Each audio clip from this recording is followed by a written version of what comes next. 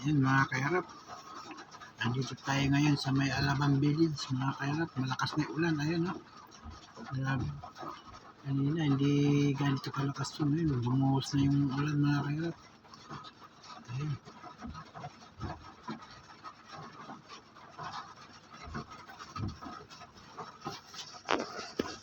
Hanggang bukas pa itong ulan nito siguro. Ayun, bukas pa yung bagyo darating. Dito tayo sa ilalim ng puno ng kaparada, pero ingatan tayo, baka mabagsakan tayo ng sanga. Ayan mga kairap. Tatapos na yung misa. Susundo tayo.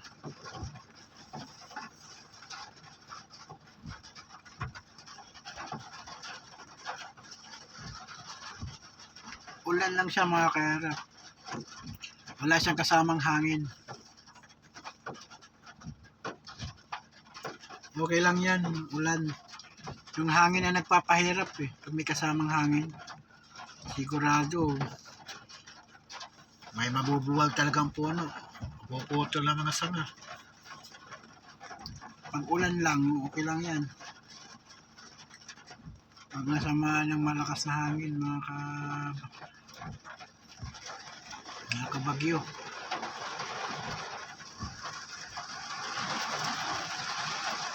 Ano? Malakas na oh. Lakas ng buhos ng ulan mga kairap. Ayan.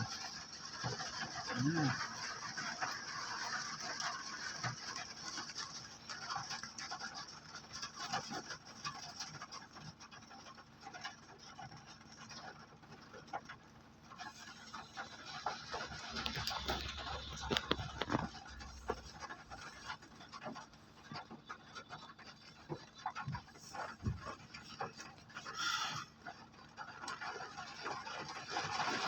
Dito matraffic mga kaya pag sundo na sa simbahan kasi sabay-sabay. Oh, bumuhos na may ulan.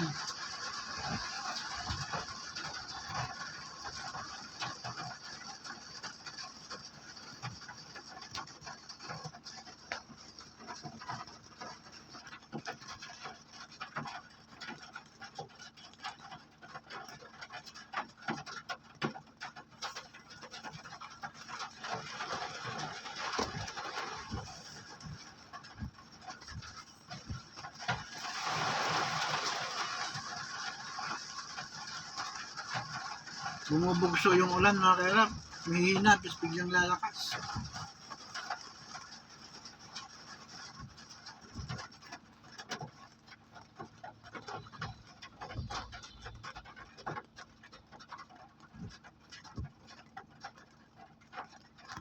Ayan, tapos na yung misa, naglabasan na.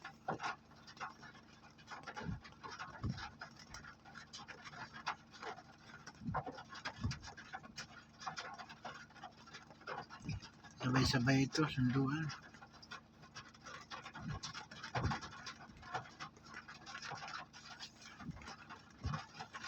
Ano kaya nangyari sa probinsya na mga kairap sa parting norte, malakas kaya doon?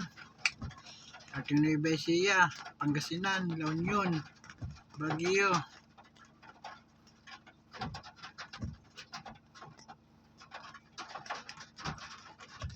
Yung mga pababa ng Baguio dyan, mga kairap, ingat kayo pababa. Ingat guys sa madulas na kalsada sa pababa ng Baguio. Alam ko marami nag-uwian ngayon dahil mamaya pa ang tama nito, hapon, gabi, hanggang bukas.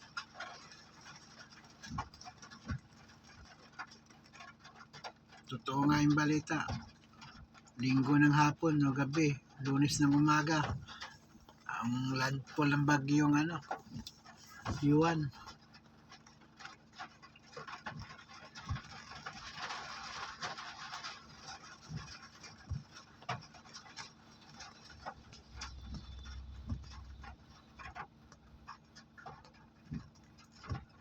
Good morning mga kairap. Magandang tanghali sa inyong lahat. Ay, alas 12 na pala. Good afternoon na pala.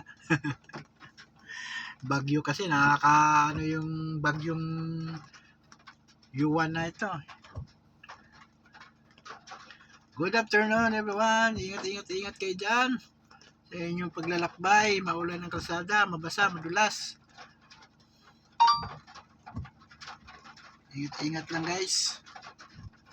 Okay, nandito na yung live natin kasi magsusundo na tayo sa simbahan. Traffic, ayun guys, traffic oh. Traffic dyan sa susunduan natin simbahan. Ayun, dami sakyan. Maulan kasi. Yes, mga kanap, thank you.